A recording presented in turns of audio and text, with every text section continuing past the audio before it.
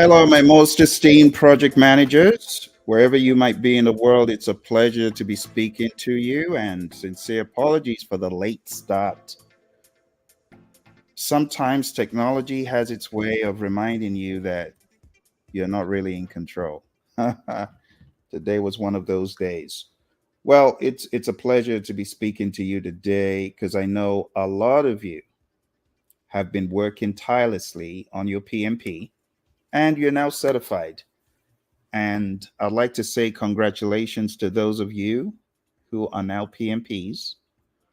The main goal of today is to give you some guidelines, some specifics about what you can do now that you are a PMP.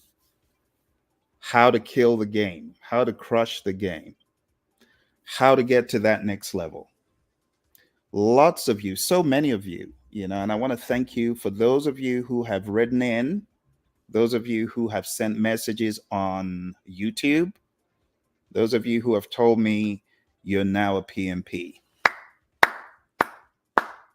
Bravo. Bravo. It's the beginning. It's the beginning. I remember when I got certified back in 2005. I remember it like yesterday. In fact, I just celebrated my 19th PMP anniversary. So today, I want to share with you, those of you who might have lost hope, like, what is this thing? Why did I do this? Is there any hope for me? What is the future going to be? I can barely even find a job. Some of you are disillusioned, but I'm going to share with you today 21 steps that I have found invaluable in helping me kill the PMP game.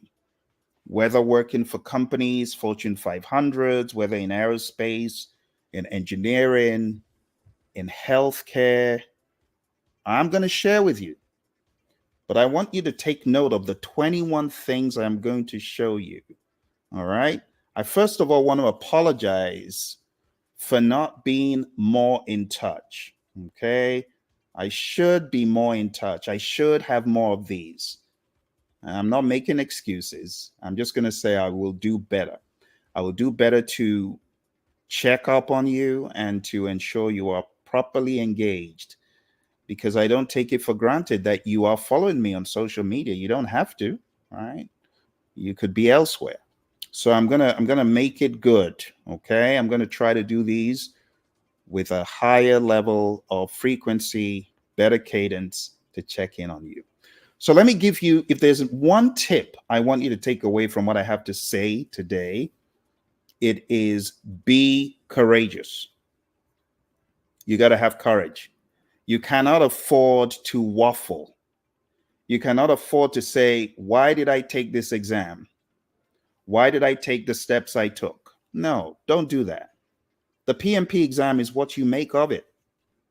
Okay? It's what you make of it.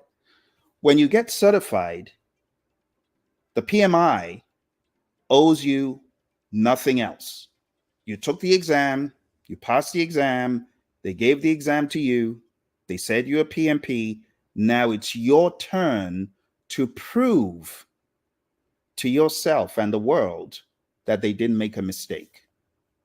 Okay? You got to hit the ground running the very next day. I don't know why you took the PMP exam, but I took the exam because I needed to get out of where I was. It was drudgery. I hated the job. And, when it gets to the point that you hate the job, you need to get out quick. And I needed to get out quick. So I got certified. And let me share this with you. Let me share this with those of you who think the PMP will not get you in the door. That's a huge lie. The PMP will get you in the door, but you got to be courageous. You got to have the right mental state. You got to have the right attitude. The great Zig Ziglar, he says, it's your attitude that determines your altitude. You got to have the right attitude going into these jobs. Some of you are already scared before you hit the interview. Well, guess what? Your body language is going to give you away. You're going to fumble because your mind state is not right. So you got to be courageous. You got to have a can-do attitude. Hey, you got to understand that the PMI was not on drugs. The PMI was not on drugs when they gave you a PMP certification. You got to remember that. So when the PMI has bestowed on you the title of project management professional, you need to do everything to make it happen. You need to do everything to prove that indeed the PMI was not diluted when they said, yeah, you're the GOAT. You're the guy, you're the girl. We're going to give it to you. You are now certified. You are able to take on any project. You know what I hear some PMPs telling me? Well, I guess I can't take on technology projects. I'm like, what's the matter with you? There are people leading entire states and countries. They ain't been for training like you have on projects. All we're asking you to do is figure out a technical project. And you're scared of that? No, you need to do better. You need to understand that the PMP is you getting in the door, then prove that you have what it takes. All right, let's get rolling with it. I've got for you today 21 steps from my life, from my experience that I want to share with you to help elevate your game, to help get you to that next state. I don't want you to give up. I don't want you to quit. So let's talk about section 1, deepening knowledge and skills. Okay. The moment you get out of PMP, don't be like those jokers who say, well, thank goodness I'm a PMP now. I don't need to do nothing except look for a job. No. This is the beginning of deepening your knowledge. You know what I did when I got out of the PMP exam? Want me to tell you what I did? I started studying earned value, scheduling, costing, risk, compulsively, like a junkie. And what did that do for me? It got me in the door of a company that absolutely changed my life, that revolutionized how I saw project management. That company's Honeywell. Before I got certified, I was banging on the door trying to get them to let me in. You know, when you've just got this feeling that that is the company for you.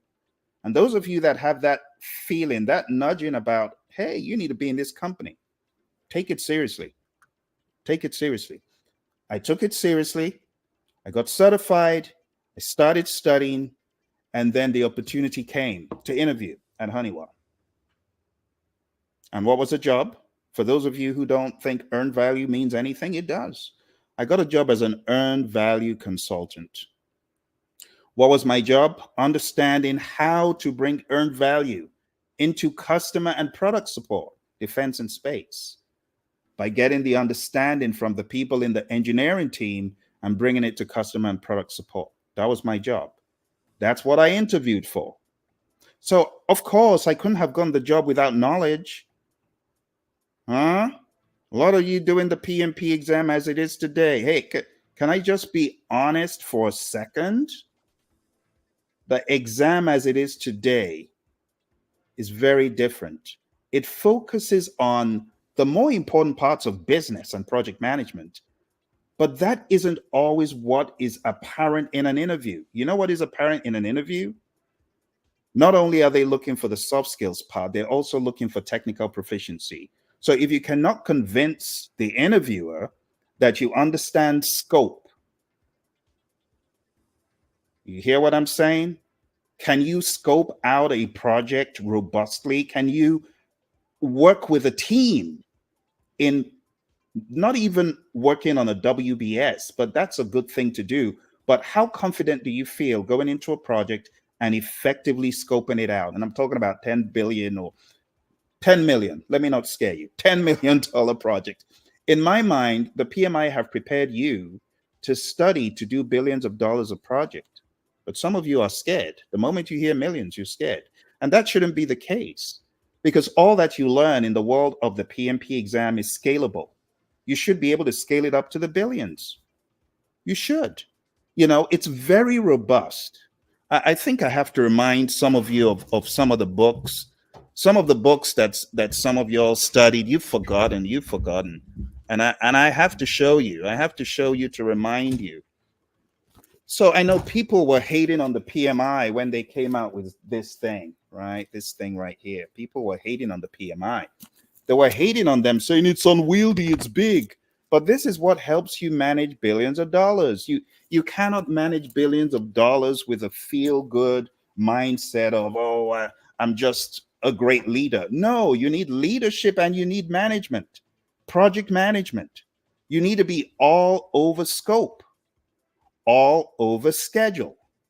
Some of you, I would ask, can you build me a 2,000 line schedule for a very robust activity? You're scared of that. No, you need to go study that stuff. That's what I did. Remember, I'm telling you what I did, not what the book says, but what I did. I got really good in scheduling.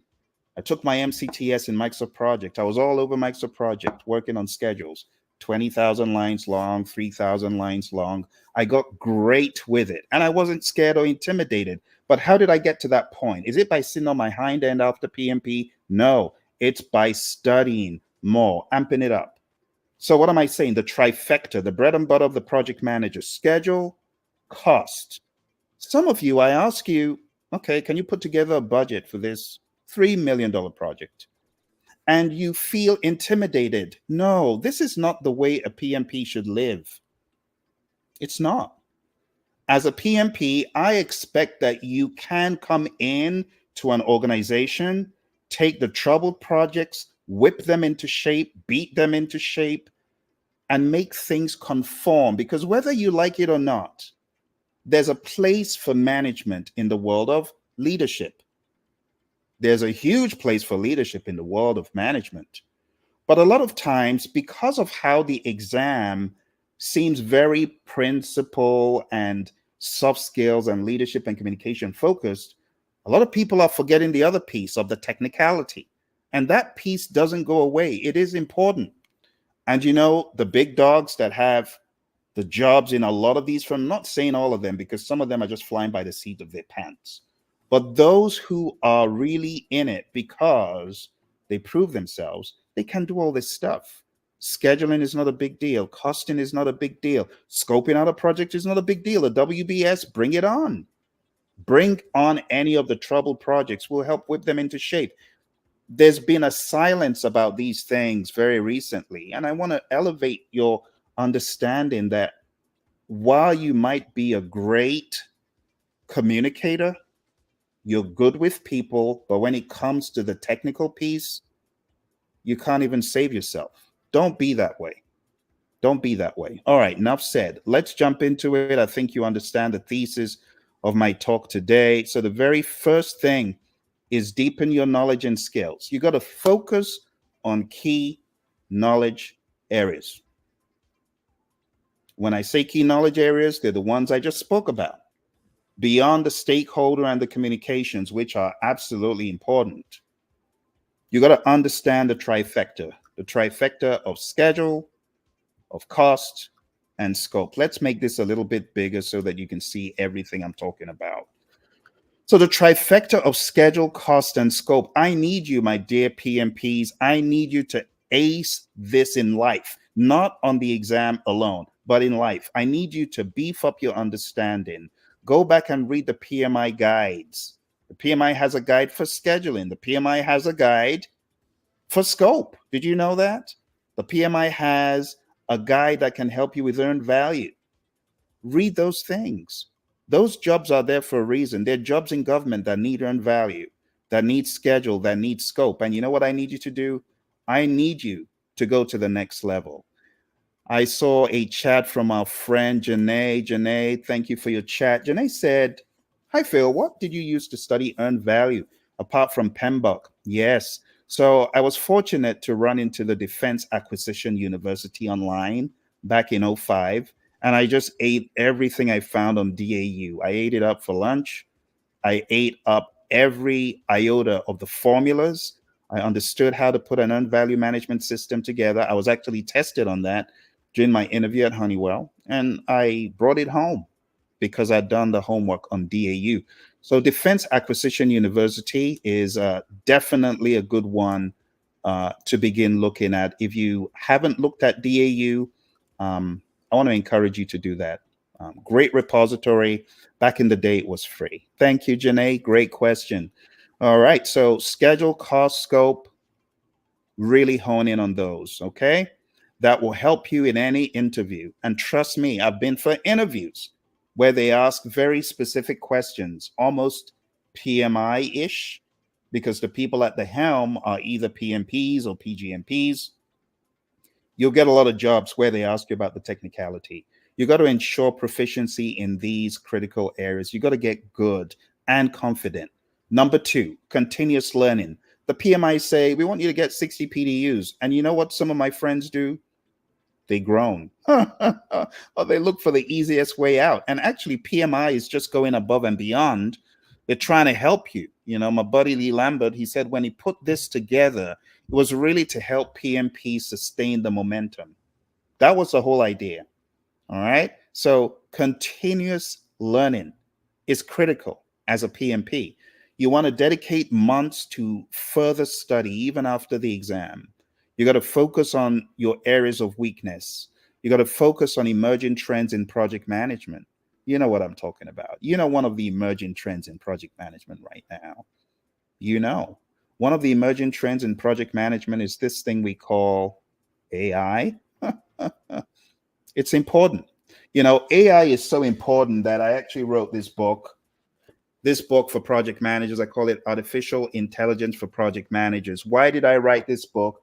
I wrote the book because I understood that if project managers could harness the power of AI, they would greatly exceed their wildest dreams. They would greatly propel themselves into the future of efficiency and effectiveness. Because when you think about AI, what can it do for the non-project managers? Just think.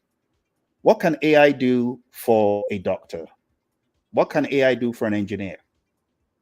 A lot of things. It can help them build stuff. It can help them analyze data. It can do the same for project managers. You can analyze your data with AI. But what does the project manager spend 70 to 90% of the time doing? It's not a trick question. It's communication. So when you think of the fact that you can communicate more effectively with AI, let your imagination run wild. Just think about all the things you could do with communicating with AI. AI can help you check for biases in your email, in your communication before you send a message out. It can help you make it more empathetic. It can fact check you. So there are many things that are emerging trends in project management, and I encourage project managers to know more about that. You're most welcome, Janae. Thank you very much for the question. For those of you who have questions, just keep sending the questions in, and as soon as I'm able, I will take your question.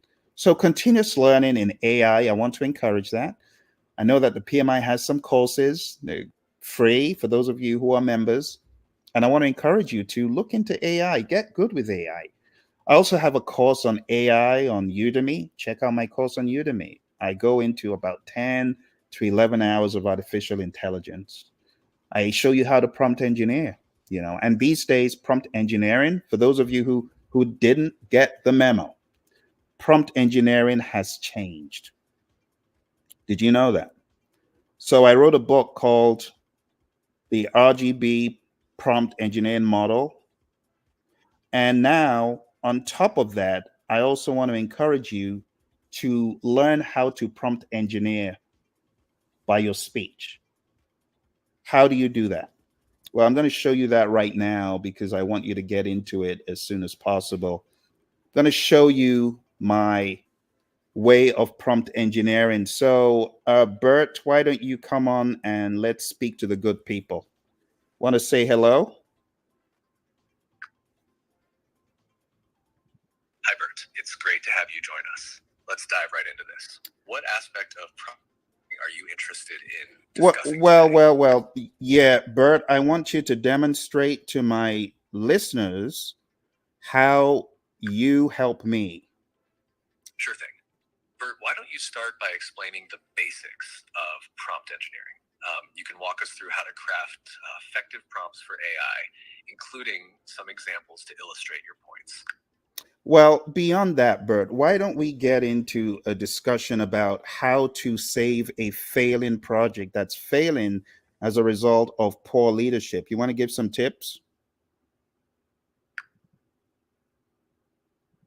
Absolutely.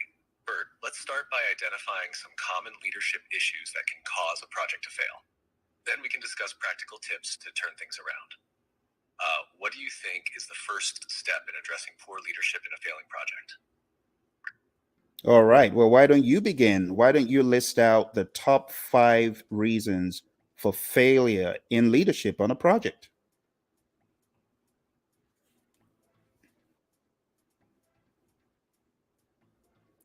All right. Well, I think you get the idea. There's a way you can prompt engineer that transcends typing in messages. You can actually communicate freely, real time with AI. So when I ask you to go to the next level and continuously learn, I'm talking about things like that. I'm also talking about things like specializing in risk management. So, in the world of risk management, not only do you have the planning aspects, you have the analysis aspect, qualitative, quantitative, and things like that. I want to challenge you to, if you have enough experience, why don't you go get an RMP? I think it would help a lot of you to hone in on risk management in a more professional way, especially if you have the experience. What about earning additional certifications? As I mentioned, the RMP and the SP. Perhaps this is something you can add to your certifications to enhance your credibility and skills. I got RMP and SP certified in 2010. It was a great addition to the list of certifications I have. What about Agile? Maybe you should consider going for the ACP exam.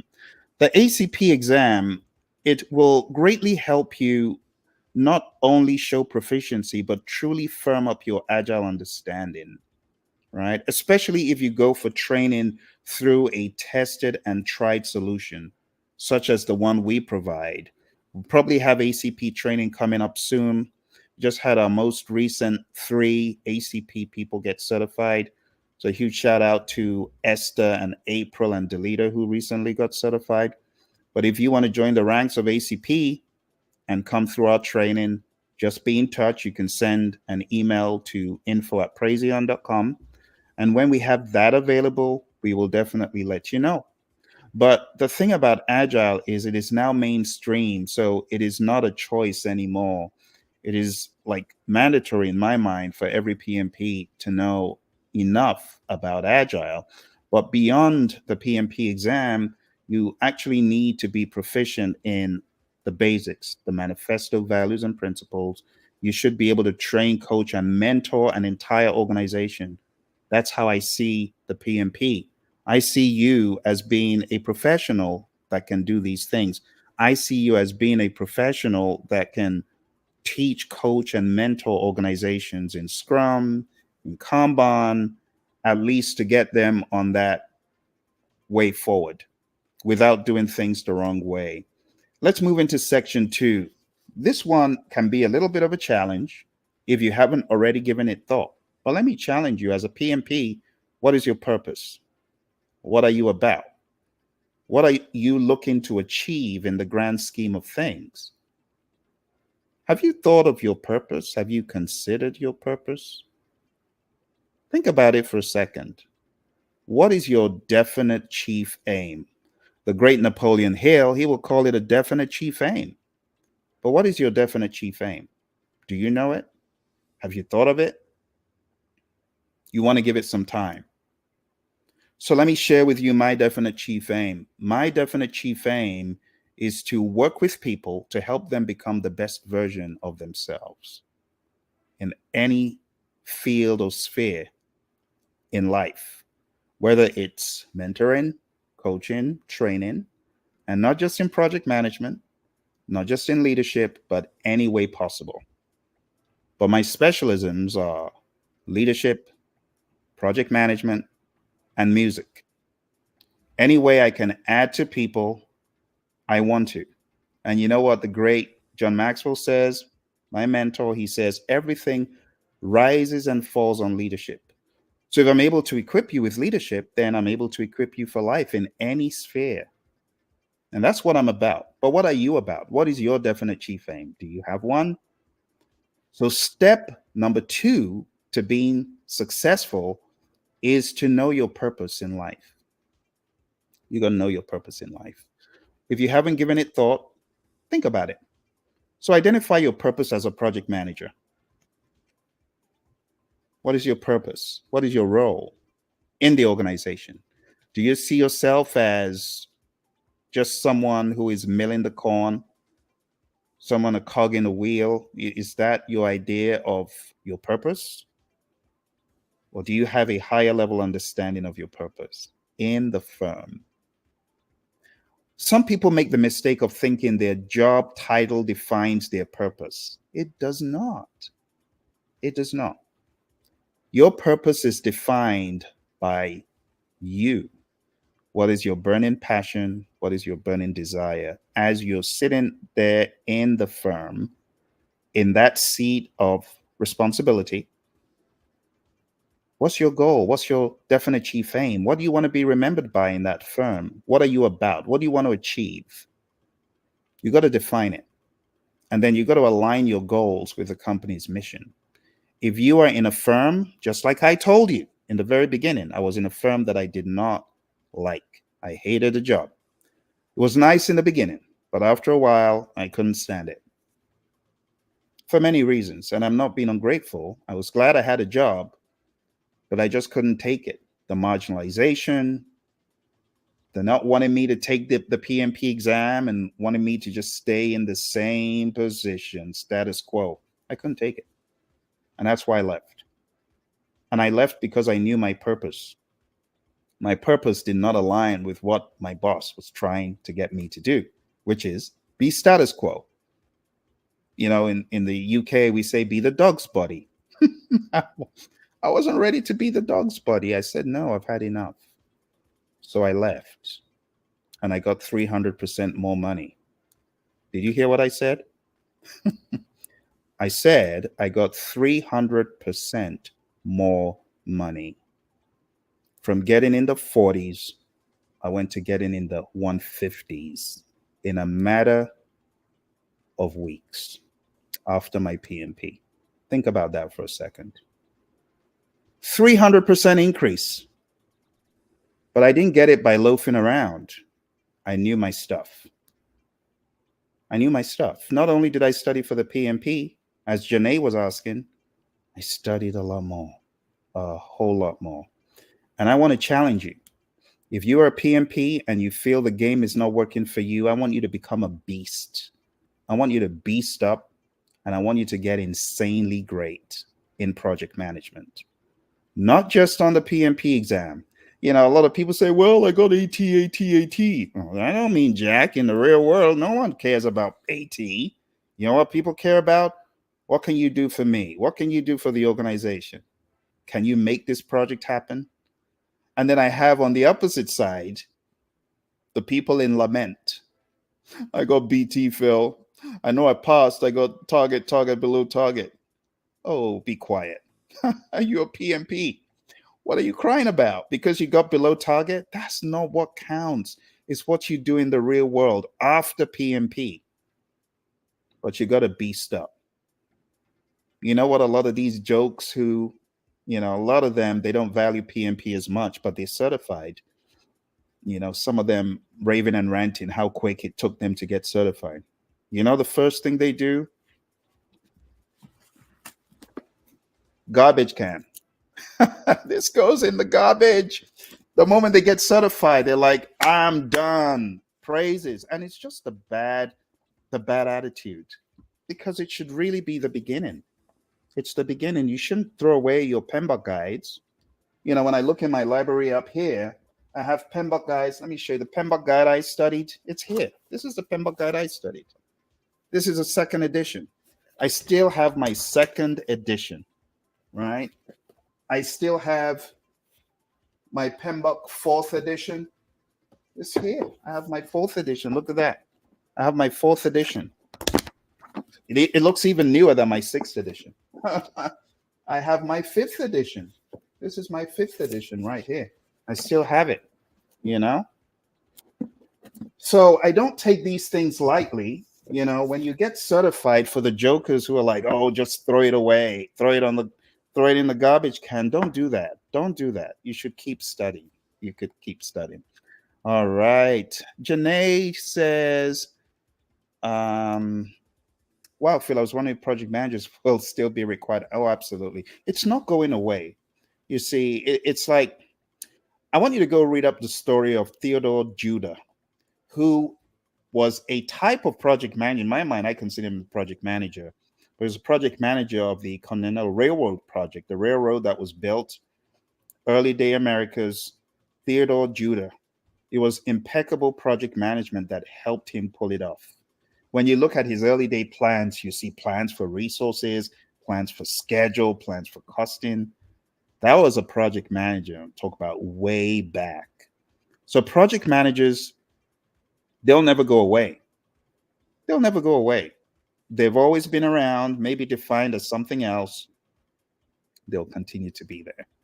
Janae says, music, what instruments do I play? I play a number of instruments.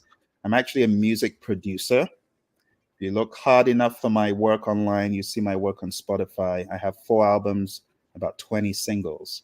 So how did I learn great project management? I actually started off as a producer in the music studio, because I would take my artists to the studio and have everything arranged and all the paperwork. And I didn't even know what I was doing. I didn't know that was project management, but I eventually realized that it was project management. Yes. So if you look for my music online on Spotify under Phil C, you will find my music online. Music is like the lifeblood of what I do. It's the therapy that keeps me going. All right, let's go to number 7. Grow to your maximum potential. Never stop learning and growing. You got to embrace a mindset of continuous improvement. You got to continually improve. You got to continually grow. Okay, but it needs to be a mindset. For those of you who are really keen on growing, I want to introduce you to an initiative that I have. And you can find this initiative at leadershipavenue.com. It's a program for life after the PMP exam, because I realize PMP is never enough. PMP is not enough. You got to go beyond PMP. You got to go beyond PMP by studying, by developing, by growing, and by learning leadership. Everything rises and falls on leadership. Have you guys ever watched The Founder, that movie about the McDonald's brothers? You remember Ray Kroc and the story about Ray Kroc? What can you say about Ray Kroc? He was actually a leader who knew what to do. He was selling milkshake machines and he wanted to sell more milkshake machines. And he knew that if he was able to increase the number of franchises that the McDonald's brothers had, he could sell more milkshake machines. So as a result of his ambition, he ended up buying them out. he he didn't set out to do this. He just wanted to sell milkshake machines. But he was so ambitious that he ended up having more and more franchises so he could sell his milkshake machines. He ended up taking over the entire corporation. But it was leadership. Let me ask you, if I gave your skills, your talents, and your abilities to a second party, would they be able to do a better job than you? The question is, how well are you doing as the CEO of You Incorporated? Are you doing a great job? Are you doing everything under the sun to succeed? Some of you ain't. Some of you are on LinkedIn in plain sight and you're saying, I don't want people to know I don't have a job, so I'm not going to put open for work. Seriously? How is that being a good CEO? That's a crummy CEO. You know, to be a real success, you got to network with people. You got to communicate with people. You know what the Stanford Research Institute showed in a survey way back? It showed that success in life was 87.5% contingent on the people that you were connected with. People related is all about how you relate with people. Relationships. 12.5% contingent on knowledge, certifications, technical prowess. And I'm a living witness to that. How did I get to where I am today? Training, coaching, and equipping people in project management. It was as a result of one awesome individual. One person who said, Phil, I think you would make a great PMP. Her name is Mary Hirschner. Those of you on LinkedIn, look up Mary Hirschner. She's connected to me. Mary's retired now, but Mary said, you make a great PMP. I'm like, how do I become it? Because of Mary, we are here having this conversation. Send some love for Mary. If you're on LinkedIn, just tag her, say thank you for showing Phil the way. Go ahead and tell Mary that, because without Mary, I would not be where I am today. Not only did Mary show me the way to PMP, the other awesome thing that resulted as a result of Mary's relationship with your buddy Phil as a coworker. She said, Phil, there's a company looking for a trainer in PMP. I think you'll be a great person. I know this guy from a previous employment. He's now in a company called Thompson Net G. I think you'll be a great fit. What did she do? She connected with Mike. I went for the interview. I was selected to be a trainer. I ended up training, coaching, and equipping people, helping them while at Thompson Net G. Thompson Net G was bought by Skillsoft. And that's where I met my co-trainer, who you've seen on other videos, Emily. And as a result of Mary's introducing me to NetG and getting into Skillsoft, I was then inspired to train more. And I met some other awesome people like Tom and Dan at Skillsoft who kept asking me to come back and speak and develop stuff. And I was bitten by the bug of helping people with PMP, like fully bitten by it. Talk about Peter Parker. I was bitten by the radioactive spider because of Skillsoft. So I want to give a huge shout out to Tom Warwick and Dan and all those people at Skillsoft. Because of you guys, I'm where I am today. But most of all, a huge shout out to Mary. So for those of you who are not into networking and relationship building, I want you to do it. It will help you. Don't hide under the sofa, under the rug. No, I don't want people to know that I don't have a job. No, connect wisely. Network, network, network. All right. Our friend Obatare Blessing says, as one transitioning into project management, one just feels PM is wide. Yes. Yeah, it's wide. The truth about that statement? Should I tell you, you really want to hear the truth? If you're still on a battery, I want you to type in and tell me, yes, I want to know the truth. I'm going to tell you the truth. If you let me know you're still on, I'll let you know the truth. But you got to have relationships. You got to build relationships in project management. One of the things I tell my people is when you come on my program, it's not just coming on the program for the duration of the program. You have an ally for life. I'll go to war for you. But I got to know that you are really serious and you want to expand and you want to grow.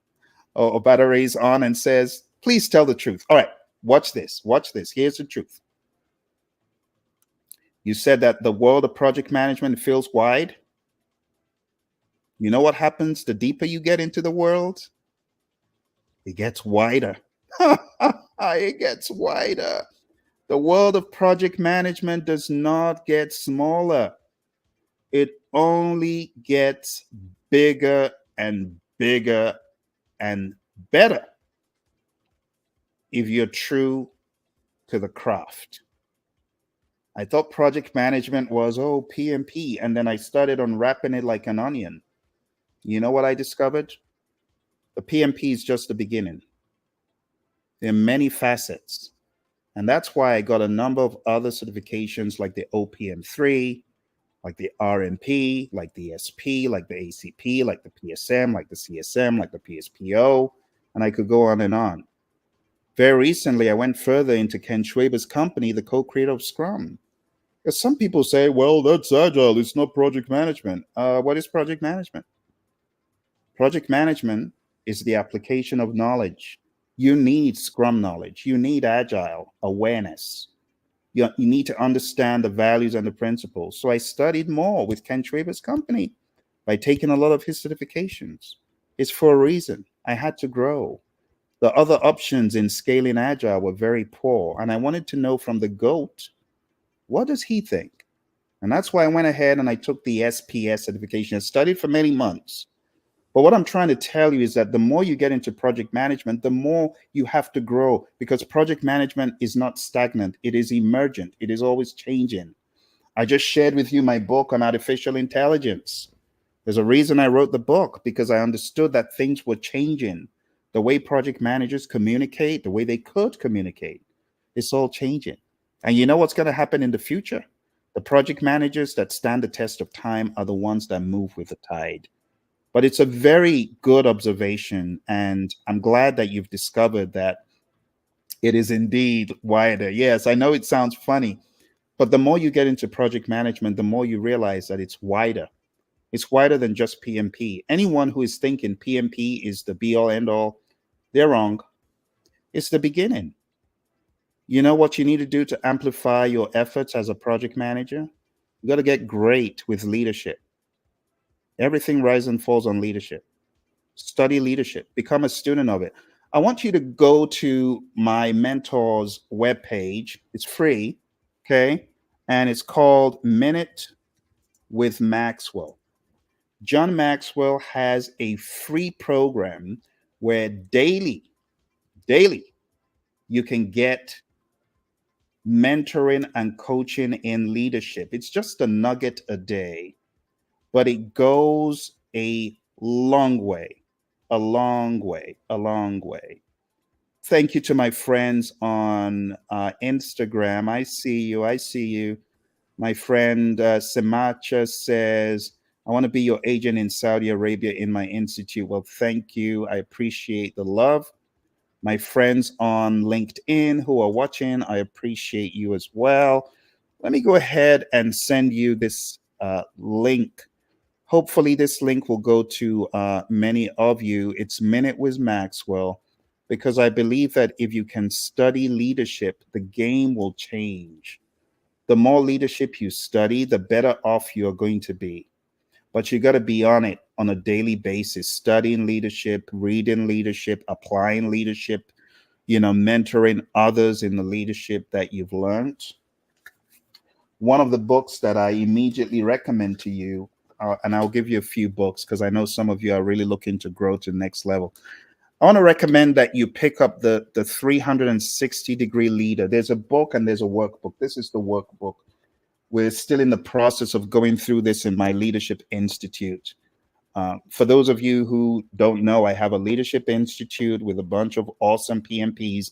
It's called Project Leadership Institute. And we meet on Thursdays in one of the groups. We meet on Saturdays in another. We've been studying this for the past 6 months. All right. Also, another book I want to recommend to you, those of you who I may not have interacted with you in a while. If you're in a leadership role, I want you to get this book by my mentor, John Maxwell. It's called The 5 Levels of Leadership. And I know some of you already know this because I wrote about this in my immersion book, right?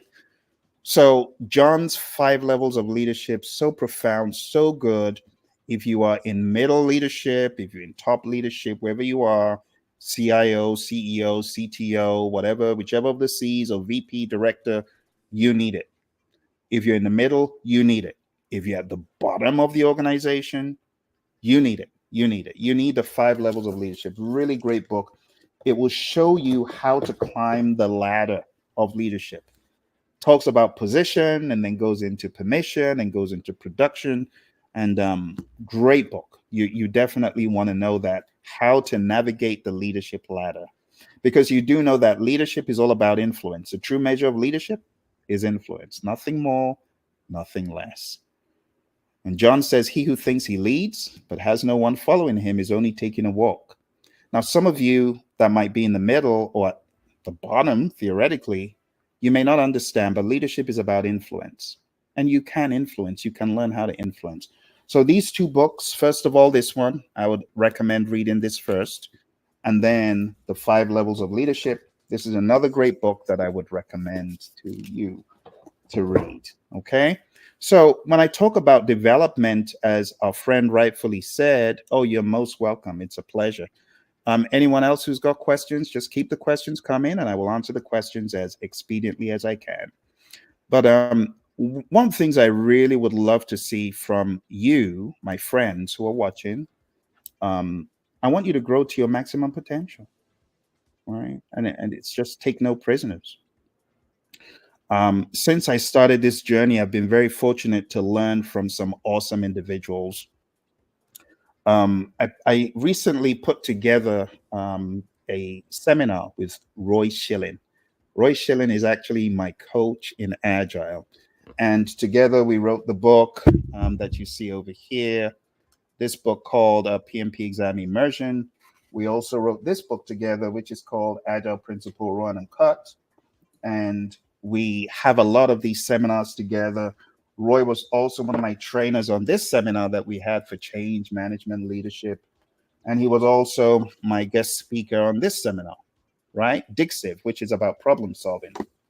And he was also on this seminar, incidentally, Scrum Mastery. So my buddy Roy, he's been my trainer and coach in Agile. And why am I saying this? Because a lot of folks think that they can learn without being like an apprentice. You got to put yourself in the position of an apprentice and learn. And that's what I did with Roy. That's what I've done with John. John has been my leadership guest speaker on the Project Leadership Institute. He was our keynote speaker when we opened, but I've been religiously following the work of John. I've been religiously following the words of my buddy Roy, and we've written books together. I've been also religiously following the work of Rick Brinkman. He wrote the book Dealing with People You Can't Stand. Great book. For those of you who may have hang-ups on people who are difficult, you go look for Rick's book on dealing with people you can't stand. And Dr. Rick has been back on a couple of occasions to teach us dealing with meetings you can't stand and dealing with people you can't stand. And you can find those lectures on leadershipstreet.com. Believe we have one or both of them of Dr. Rick's talk to us. So the sky is the limit for growth, my friends. You got to keep growing. You got to keep improving as a project manager. Number 9, I skipped one. Which one did I skip? Let me see which one I skipped. Excuse my manners. I think I skipped one in my rush. Let's go back and see. I skipped. Okay. So let me go a step back. I'm sorry about that. Because this one is important. Number 8, study and apply agile principles. So incorporate agile methods into your projects, train, coach, and mentor others in agile, and you're going to learn a ton. From coaching, you are going to learn, you're going to find your gaps. Like I had a ton of gaps, and mind you, I was already certified as a CSM, but I learned that there was a lot that I had gotten wrong. Misconceptions in Agile, misconceptions in Scrum, misconceptions in Kanban. But these came to light when I started being a good student. I often joke, I've been in the school of Roy, my buddy. I've been studying with him since 2014, but I only became a serious student about 5 years ago. You ever been a bad student who's not really listening? Or you have the bad students who are they're supposedly listening, but they're not practicing. And I was one of those. I was just not a good student. But I became more serious. And I'm talking about, hey, I was CSM certified, I was ACP, but I became hungry. You know, the great Les Brown, he says, you got to be hungry. If you're not hungry, you ain't making no difference. I had to be hungry.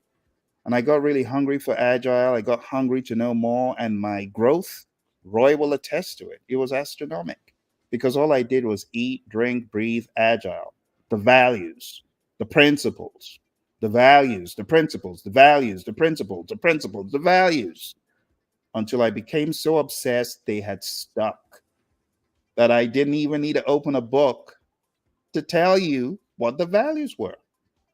I didn't. So I want you to take Agile very seriously because it's now mainstream. It is not enough for you to say, I'm a PMP. You got to be a PMP with great Agile awareness.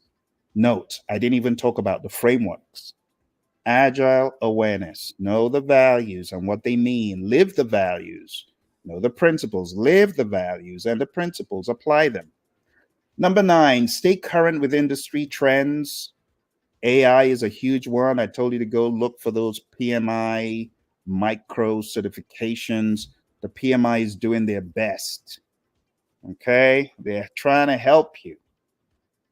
And that's why I want you to take it seriously, because if you're able to be all over AI, the future is bright. But if you're AI inept, if you're one of those people like I don't think AI can be trusted, I'm sorry. You're going to be in the dark ages in a few years. You better get on the paddy wagon, learn about AI, stop prompt engineering, understand how to give good prompts, written prompts, speech prompts, and understand the technologies. You know, on YouTube, I have a channel. It's called the Project Leadership Institute channel. It's free. I know some of you have joined, but some of you haven't.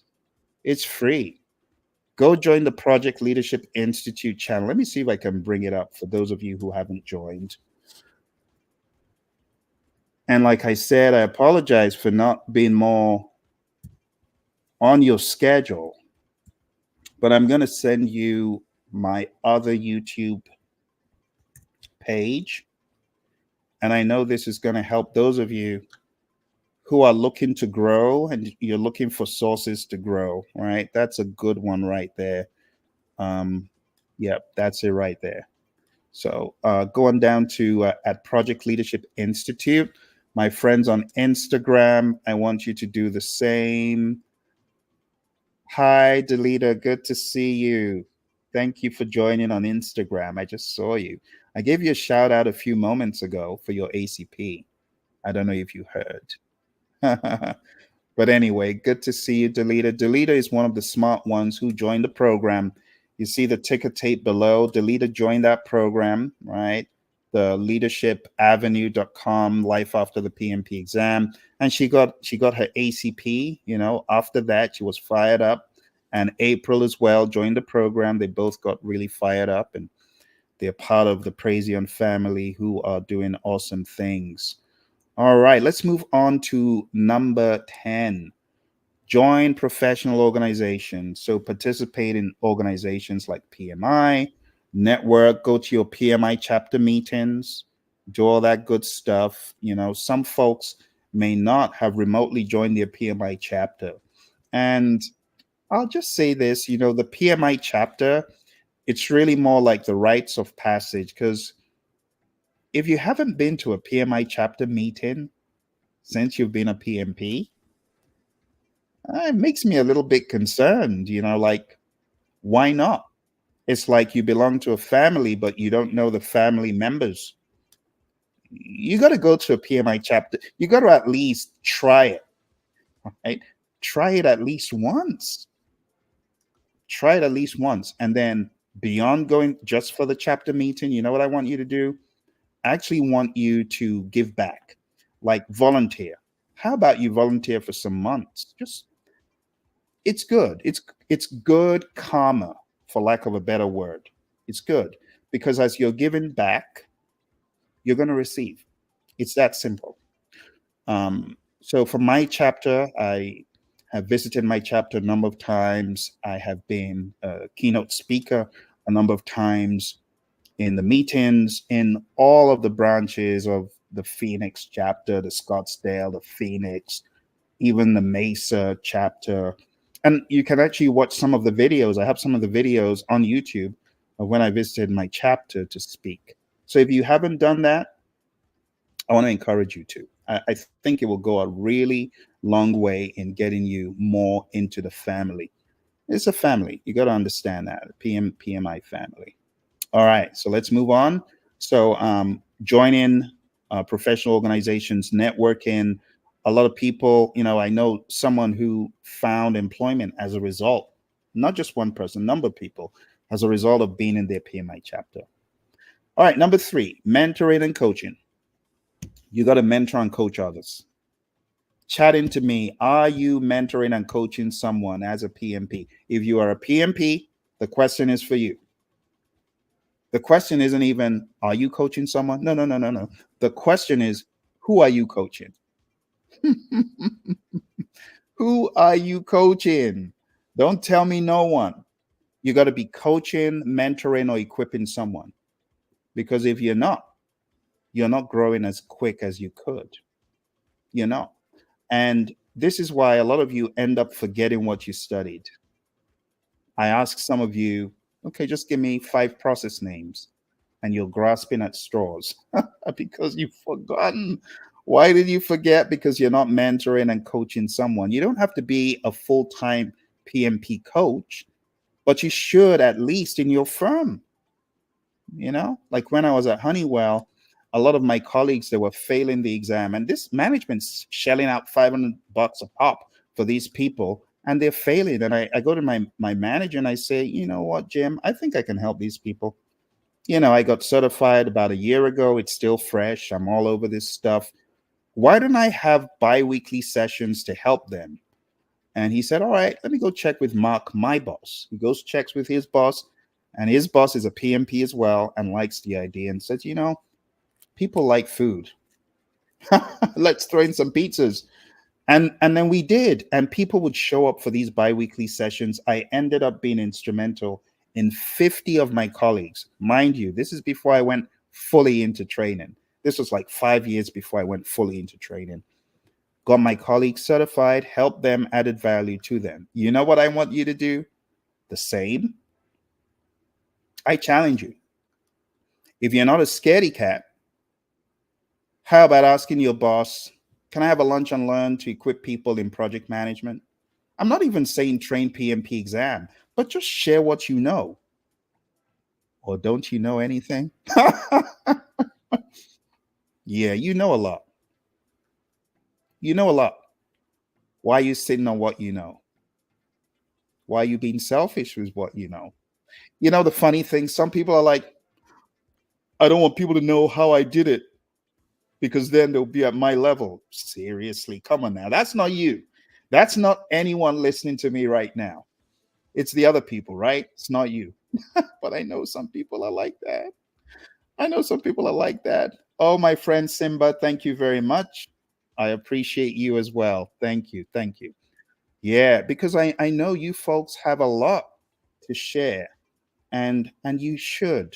Because if you don't share, you know what you're being? You're being a reservoir. You got to be a river. What does a river do? A river allows the current to flow through it.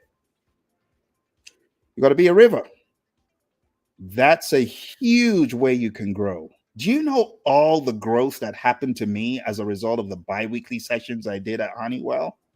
It gave me confidence to move into the higher levels that I just talked about. I talked about Skillsoft, NetG, and then Skillsoft. So Thompson NetG, little did I know that the good work I was doing at Honeywell was going to be a precursor to getting into NetG and being able to speak and train confidently. How do you think confidence is built? It's by doing. How do you think I got good at training PMP? By hiding under the bushel? No, it's by speaking on a regular basis about what I know. It's about giving. The quickest way to get good with speaking? Forget about you. It ain't about you. It's about the people that are hungrily waiting. I think a lot of you underestimate your PMP. That's also a problem. You're underestimating the PMP. It's nothing. Oh my goodness. Really?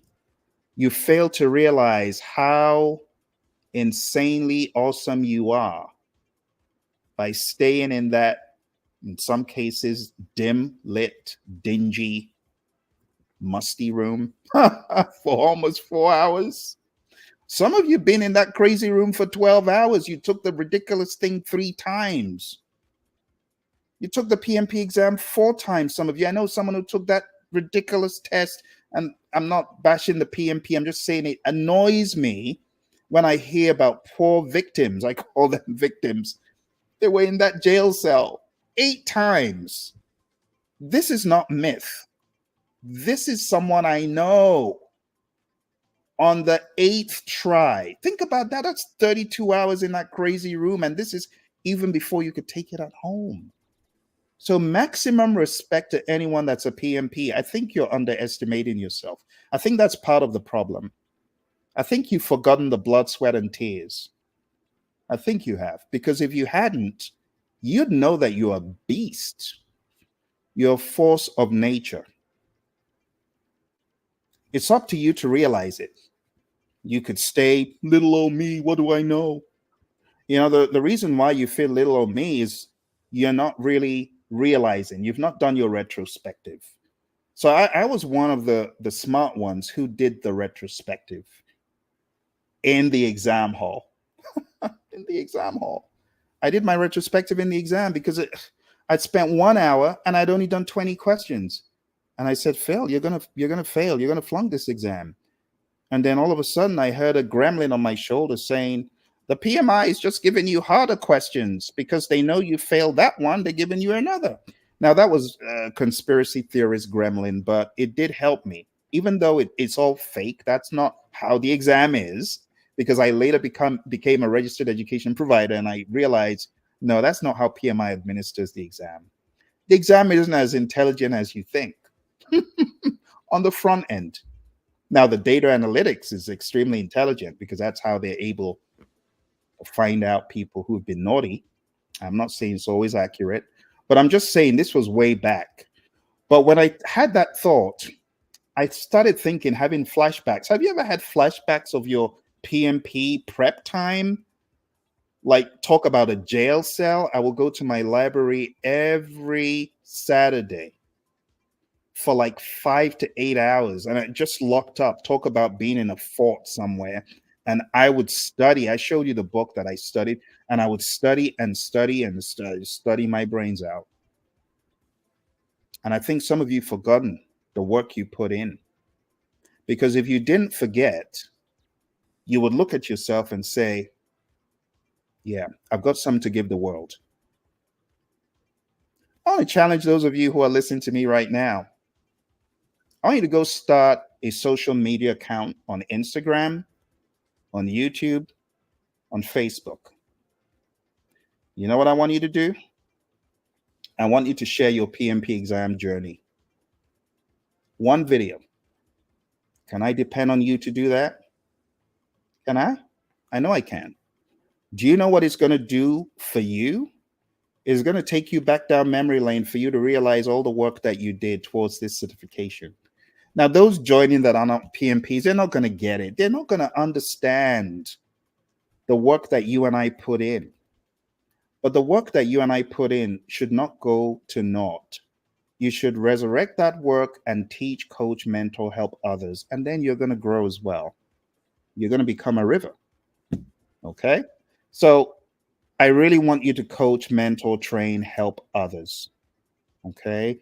Don't stay comfortable. Oh, I'm a PMP. Thank goodness I got to dry land. I'm one of the crabs out of the barrel. I'll leave the others to their fate. No. Don't do that. Don't do that. All right. Number 12. Sow seeds of knowledge. Invest time in developing others. Share best practices and lessons learned. It goes back to mentoring and coaching.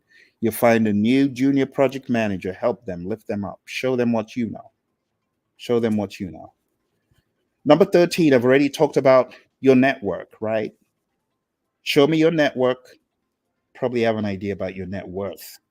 So build relationships with other PMs, exchange knowledge and opportunities, and just remember what I told you about the Stanford Research Institute. Their work is very clear. If you want to fly higher, get connected. Want to fly higher, know more people. Give value to people.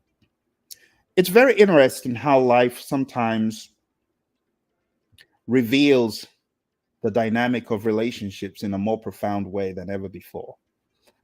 Like my mentor, who got me certified by giving me all her books, all her materials and stuff, which I passed on to other family members, by the way. I eventually did return them when we all got certified. But I realized that When you give, you get back. So my mentor just very recently retired. She was in a job for 15 years. 15 years. Great job, great bonuses. How did she get the job? You may ask. She got the job as a result of someone's passing the job on to her. Who was that person? It was me. I said, "Hey, I think this would be a good one for you." Sure enough, it was. She was in the job for 15 years. As she gave to me, she benefited when I was in a position to get jobs like that. Just 2 years before that, no one would have ever given me the time of day. You ain't a PMP. I'm going to send you this job. But they sent me the job because I was a PMP and a master scheduler, just like her. And it so happened I couldn't take the job. She could. I passed it on, and she was in that job, killing the game, adding value to that firm, affiliated with Boeing. Great job, great bonuses, 15 years, all because she sowed a nugget in my life to get certified. You just never know who you might be mentoring. You might be mentoring and coaching the person who is going to help you get to the next level. Think about it. When you sit on your knowledge and your prowess and you don't share it, you could be doing yourself in. That's all I'm going to say. That's all I'm going to say. I could give you example after example. I've shown you a few of the books, right, that I have here. This is one of the books. It's called Artificial Intelligence for Project Managers. Do you know what galvanized me writing this book? It was someone I mentored and coached. Let's take a look at another book. This one, Scrum Mastery. Do you know what ignited this book? Scrum Masters I was mentoring and coaching. And I could go on and on and on. But what galvanized a lot of my success was people I coached. They gave back to me, sometimes unknowingly. They would just say things and like, "Oh my goodness, what a great idea." And I would seize it. And it would be value to me, all because I've been mentored and coaching them. You hear me talk about my buddy Daryl, and you see him on the channel. And if not for Daryl, I would not be in the world of AI. I talk about my buddy Ed. And if not for Ed, I wouldn't be writing a number of the books. I'm writing 2 books currently as a result of his influence. He didn't even know when he sowed that nugget. So you just never know the people you're mentoring, the people you are meant to mentor. You just never know how instrumental they will be to your success. Okay, think about that. Think about that. All right. I'm sharing with you 21 steps to growth after your PMP. Number 14, I've already talked about this. Volunteer with PMI, engage in volunteer activities, give back to the community, right? Leverage volunteer opportunities to expand your network. Number 15, foster a culture of learning.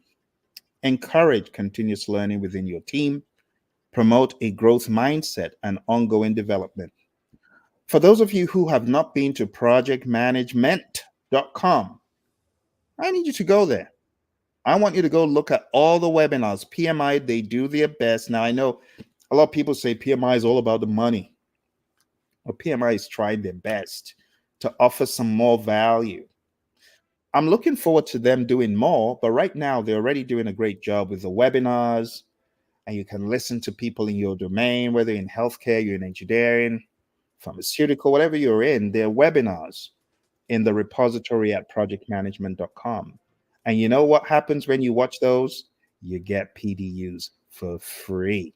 If you're a member of the PMI, these are often claimed for you, and you don't need to do anything other than just attend. So I want to encourage you to foster a culture of learning. Projectmanagement.com is a great one. Leadershipstreet.com is also a great one. Make sure you attend the seminars of Rick Brinkman, the PM 360 that we also have up there, and there are many more. Number 4, section 4, practical steps for growth. You got to start where you are. So I've already given you a minute with Maxwell. I've given you John Maxwell's 360-degree leader, John Maxwell's 5 levels of leadership. I've told you to go look at those. I've also told you about Rick Brinkman, and I've told you about leadershipstreet.com. And right here, as we're talking, the ticker tape below, right there, life after the PMP exam. If you are serious about self-development, you want to grow your mindset to the next level, you want to learn leadership, you want to be proficient, profound in your leadership, come on the program. Let's work together. Come and learn how to be a real success. Relationships, equipping others, having a positive mental attitude, and leadership. That's what makes you be a real success. It's a play on words, REAL, relationships, equipping, attitude, and leadership. And that's what we learn in addition to life after the PMP exam. And we learn that right there at leadershipavenue.com. Leadershipstreet.com is pre-records, things from other seminars in the past. Leadershipavenue.com is for what is coming down the pike in August and September and beyond. Okay, so check that out. All right, so start where you are. Maybe you just got certified. No, just start where you are. Go to Minute with Maxwell, start learning. Endeavor to be in my next leadership program, Leadership Avenue, right? Go there, sign up. Find productive activities that advance your career. Look for opportunities within your current organization or community. For those of you who are not PMPs yet, and you might just be watching, go on down to 360.pmradio.org and you can sign up for our next PMP 360 seminar. Let me put that in the chat for those of you, because I know some of you are curious because I said this is for PMPs. And I know that curiosity drew you to watch this. So go to pmradio360.pmradio.org for the next PMP 360. It's coming up in the next few days, right? And this is going to help you get good with your PMP. Those of you who might be struggling alone, like I was, it will help you. All right. So start where you are. This is me talking to my PMP graduates all around the world, wherever you are.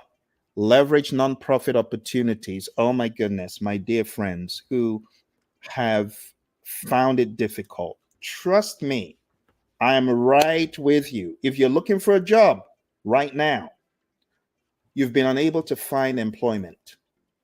I know how hard it is. I have been without a job for 9 months, twice in my career. Think about that. No job for 9 hard months. There was a time I was so depressed, I was thinking, I'm out of my mind at this point. I feel like I'm caged in a jail cell, mental jail. And this was before I got certified for the first 9 month stint without a job. The second 9 month stint without a job, I took the law into my hands and I became a registered education provider of the PMI through my company, Praizion. And I said, I ain't waiting for no one no more. I'm going to go out and start helping people. And that's what I did. And it was hard. 9 months without a job. With a newborn, if I might add, in need of insurance and diaper money. It's not funny. But that happened to me. And what did I do? I reinvented myself. I want you to reinvent yourself. I want you to become a beast, a force of nature that stops at nothing to find a way forward, unrelenting, unashamed, bold, a beast. Some of you ain't beasts yet. I want you to be a beast. I want you to take no prisoners. Some of you are scared. Don't be scared. Be resolute. You don't have a job right now. You know what I want you to do? I want you to make up your mind that you will daily apply for no more than 5 positions daily. You cannot afford to lie down and say, I'm tired of applying. So, step one, mentality, beast, mental, beast, unrelenting, pounding that pavement daily. That's step one. It's in the mindset. And you got to be expectant to know that it is going to come to you. I don't care whether you've been 9 months like I am, 1 year, don't give up. You cannot afford to.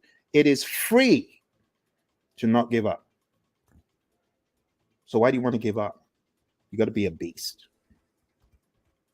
unrelenting beast.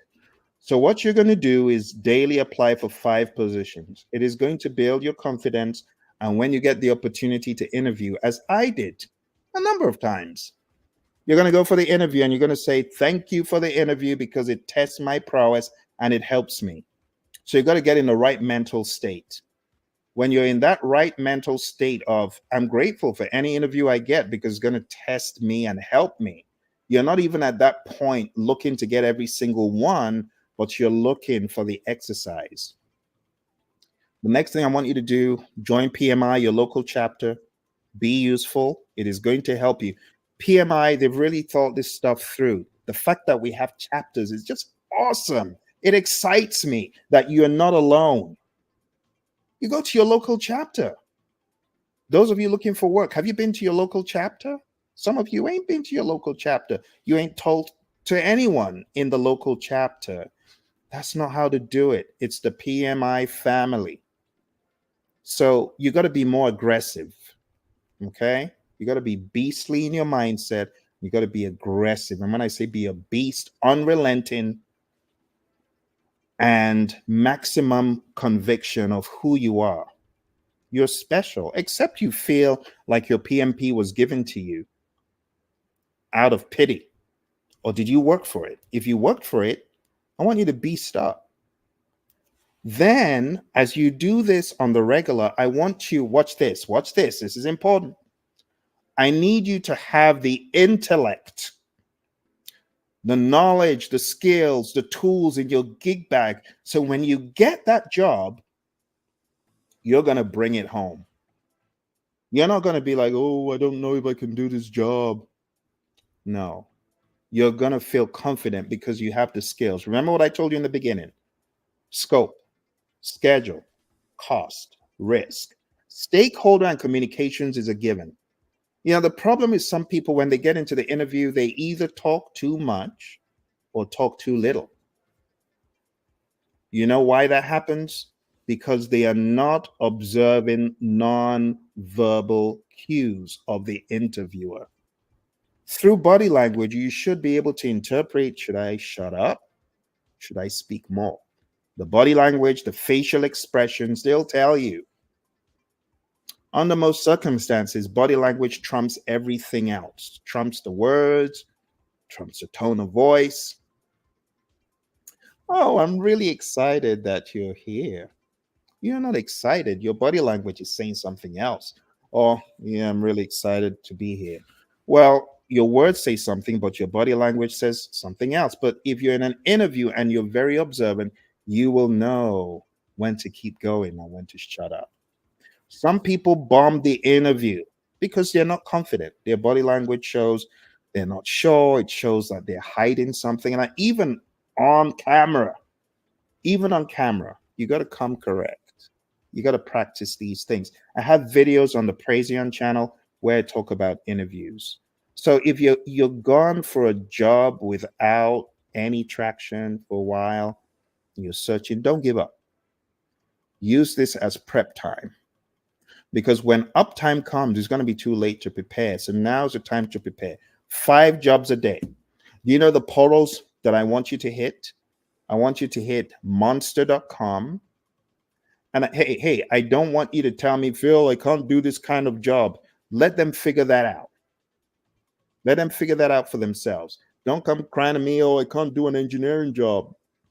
I can't do an IT job. A lot of you complain a lot about IT. Well, that's what's available. Go for it. What could happen? What is the worst thing that could happen? You know, the worst thing that could happen? The worst thing that could happen is you get the job. Because some of you don't think you can do it. What if you get the job? You go study. That's what you do. I know a lot of you might think this Phil is a mean person. He's telling me to go do a job that I ain't done before. Well, I'm telling you to do what I did. I remember when I got into one job interview and I had it. I'd gone for 9 months without a job. I finally get into the interview. I am on steroids as far as can do, can do, can do. And they're asking me, can you do this? Can you do this? Can you? And in my mind, I'm like, I'm going to do anything it takes. You know, the great Les Brown, he said, you got to be hungry. I was hungry. And when they asked me the question, can you do this? Can you do that? Yes, I will do it. I can do it. I can do it. I can study it. I will do it. I was hungry. And I got the job. And that was how I ended up meeting my mentor, Mary. I'm so glad I had a can-do attitude. You got to have a can-do attitude. You got to be a beast. Beast. Take no prisoners. No namby-pamby. Oh, I don't know if I can do it. No, no, no. Except you think PMI was high on drugs when they said, oh, you're a PMP. If you truly believe you deserve your PMP, I need you to be a beast. And I need you to go make corrections where you might have had a weak, poor mindset, but get beastly and start pounding the pavement, like I did. I'm not telling you to do something I didn't do. What I did is going to give, but use this as prep time. Okay. My heart goes out to you. I know people who have been looking for work for a while, but don't give up. Change is going to come, but you got to prepare. And then you got to network. I want you to start going to your local chapter. Do it. It's going to help you. It's going to help your mindset. It's going to give you some hope. So what are the websites? I want you to go to monster.com, put up a resume, pound the pavement daily. You know what I would do? I would daily go to monster.com and make a little tweak to my resume just so it would be one of the relevant ones. I want you to go to indeed.com. I want you to put up a resume. Please do this. And then police the resume and then have notifications. I want you to go to dice.com and I want you to do the same. And I want you to apply for 5 jobs daily in project management, in management. Even if you feel, well, this is way beyond me, use the interview as leverage. Some of you don't understand the power of the interview. Oh my goodness. So one of the interviews I went for was at Motorola, and the interview wasn't successful. I was told, oh, okay, thank you. You don't get this. And now the person that I interviewed with, according to my recruiter said, oh, they really liked you, but they didn't feel you had the skills to do this particular job in hardware. They felt you would be better suited for software. Okay. But there ain't no software job. So I went back to what I was doing, not very happy, not very pleased. And then about 2 months later, I get a call out of nowhere. Hey, remember such and such you interviewed with? Well, they introduced your resume to their coworker who is an IT PMO. They want you to come for an interview. Out of nowhere. Ended up working at Motorola as a program manager in the PMO, working on a divestiture. Out of nowhere, from an interview that I had already discredited. Never say never. I have learned a lot in my career, and one thing is to never discredit anyone or anything.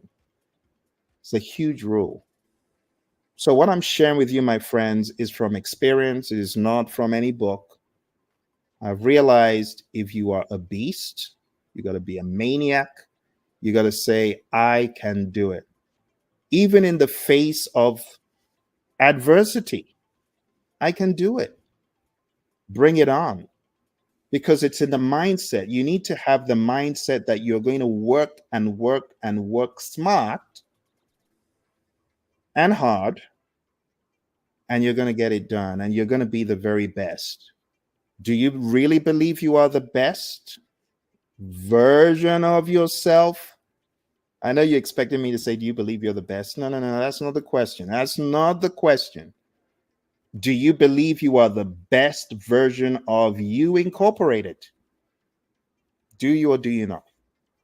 If you don't believe you are the best, you got to go do something else beyond the test, beyond PMP. Okay. But for those of you that are looking for work, I want to encourage you, this is not the end. So I want you to leverage the power of your PMI local chapter. I want you to submit 5 jobs daily. I want you to pound the pavement, and I want you to be a beast. Be a beast. And I want you to use your volunteer work to develop new skills and connections. Number 18, network effectively. I've talked about networking quite a lot. You got to attend networking events and conferences, just like the one at the ticker tape below. This is to help you. It will take you levels above. You'll meet people and you'll get great. Honestly, some of the best things I've done is as a result of people I have met in this journey. I remember going for OPM3 training. Some of you don't know what that is because PMI doesn't offer it anymore. But OPM3 just means Organizational Project Management Maturity Model. And there was an entire exam and framework about it. And it just helps you to assess organizational project management maturity, like 3 exams in one. But anyway, when I went for training up in Colorado, I met a couple of guys, Colin and Tim. And 3 of us were in that class. And it's a very expensive endeavor. I think the entire thing probably cost about 3K or more, not to mention travel and so on, which will take it to 5 grand. But I met Colin and Tim in that class. What ensued is Colin and Tim became allies, associates. We would train Microsoft Project to organizations, advanced Microsoft Project to organizations. And it was as a result of networking through all of this. So I want you to understand that networking determines a lot in this career. I've also told you about my buddy Roy and Rick Brinkman and John Maxwell. And honestly, that is how you network. You got to network with intentionality. You got to build meaningful relationships with peers in the industry. Number 19, trade knowledge and opportunities. Collaborate with mentors and peers to share jobs and resources. You got to be actively doing this. It's like being a river all over again. Use your network to find new opportunities.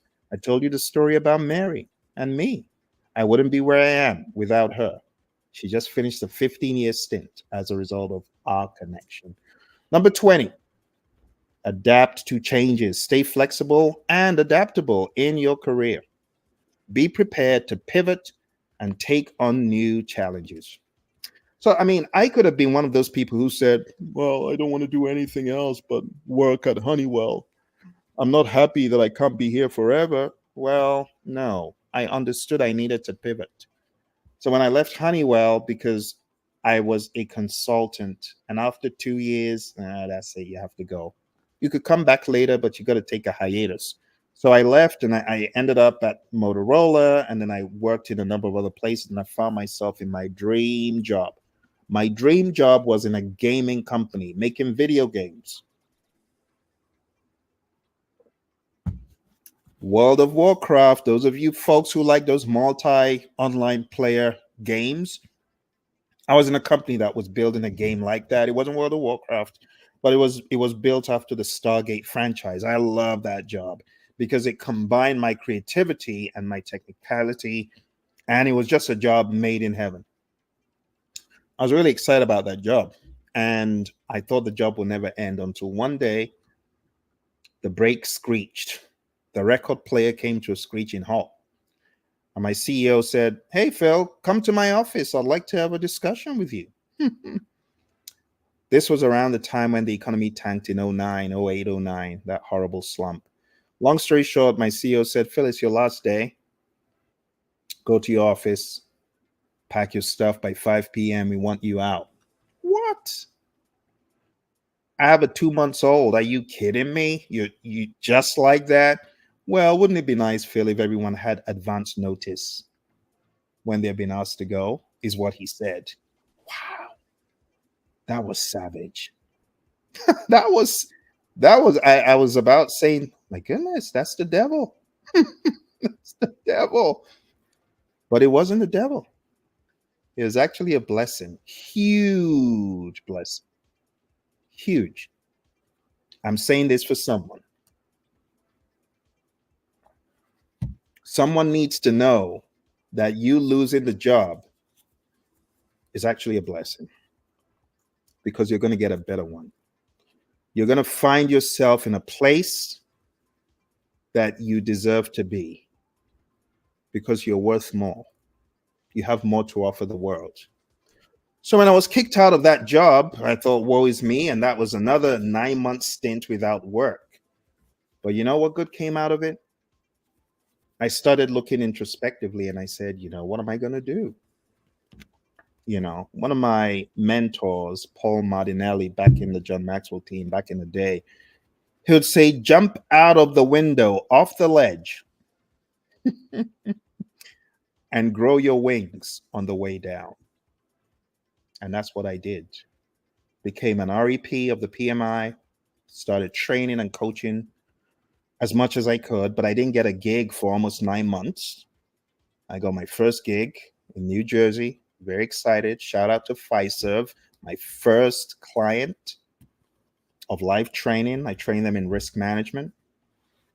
A shout out to Info Global Solutions, one of my early day clients. And that was it. The rest it became, so they say a rolling stone gathers no moss, but talk about a stone that gathered moss. That was me, thrown out of the building. But I gathered moss and became a huge, huge pile of hay in a matter of months.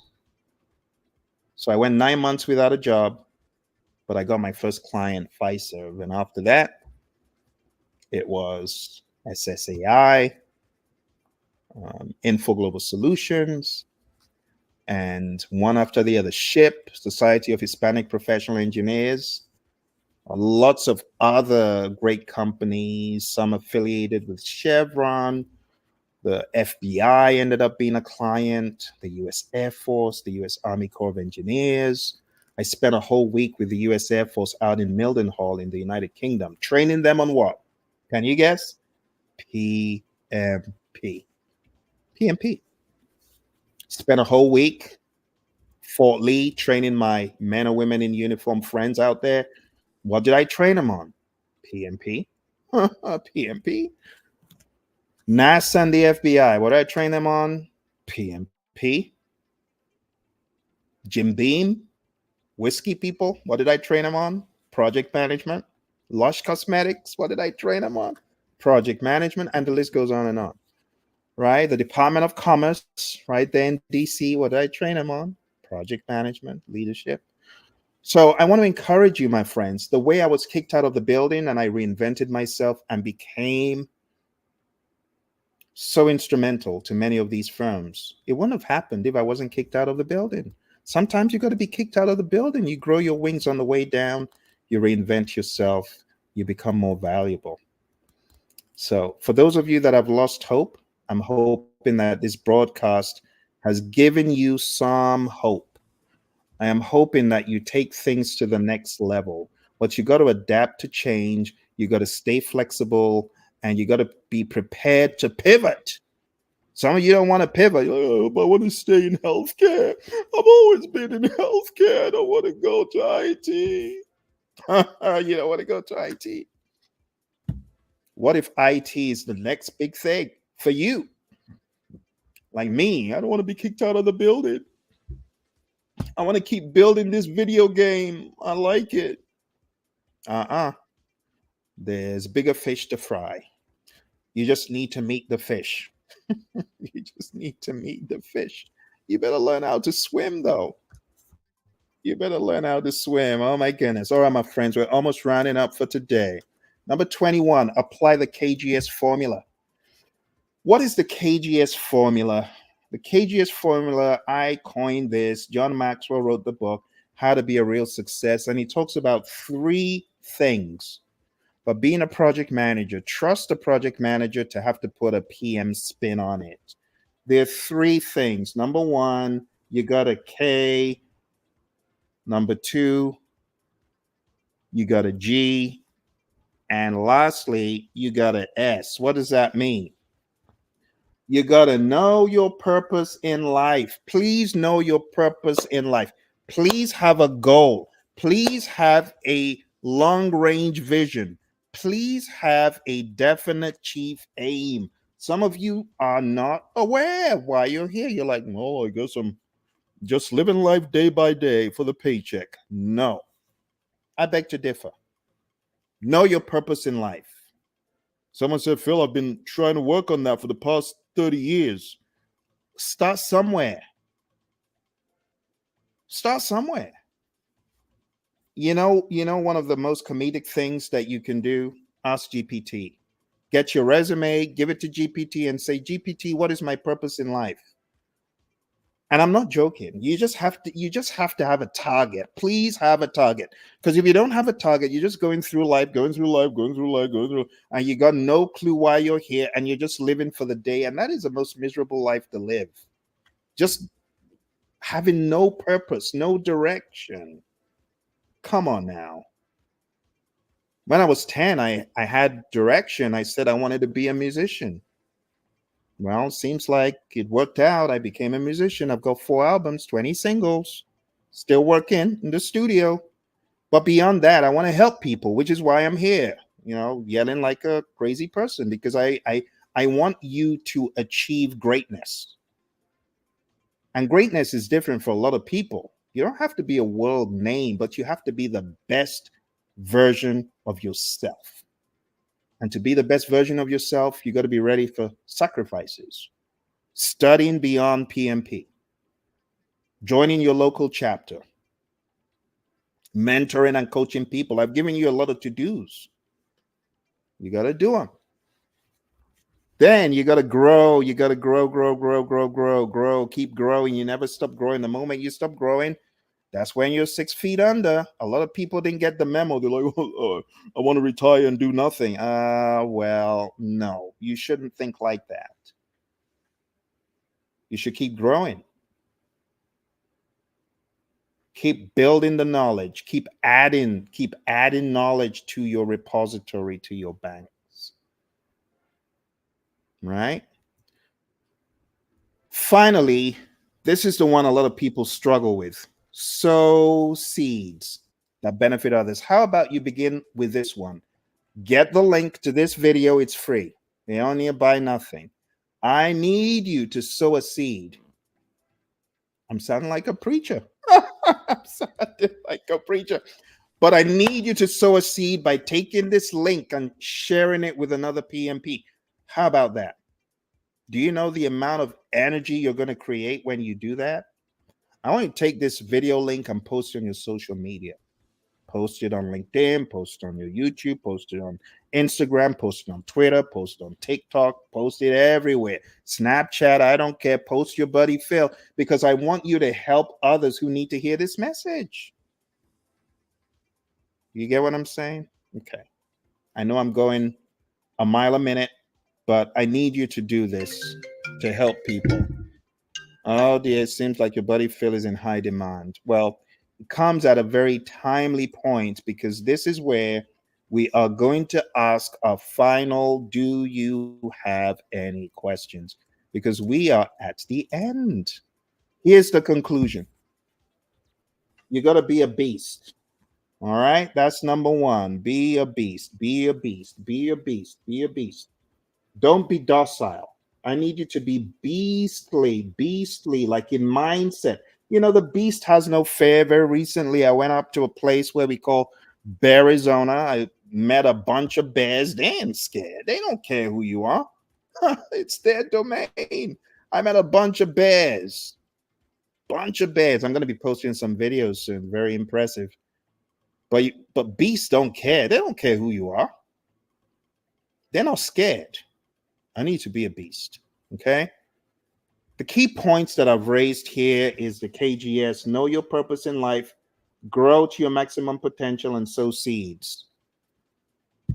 You got to be a student of the world of PM, right? Our friend Obadere was asking, since I've been in PM, it seems like it's wide. And I'm like, yeah, you believe it. So you got to be mentored and coached, and you also need to mentor and coach others.